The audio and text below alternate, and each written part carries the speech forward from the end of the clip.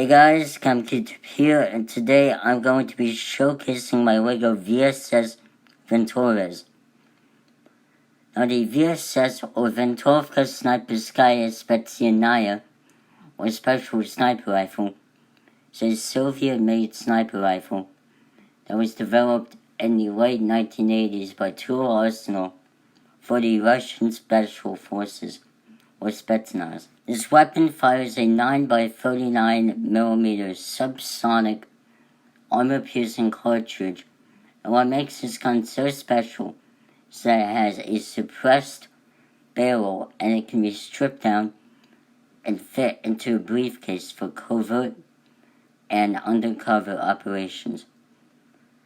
Now, my model is around 28 inches long and took 2 months and around 500 bricks to make. Here you can see the fire selector, the charging handle, and the magazine, which I'm very happy with how it turned out.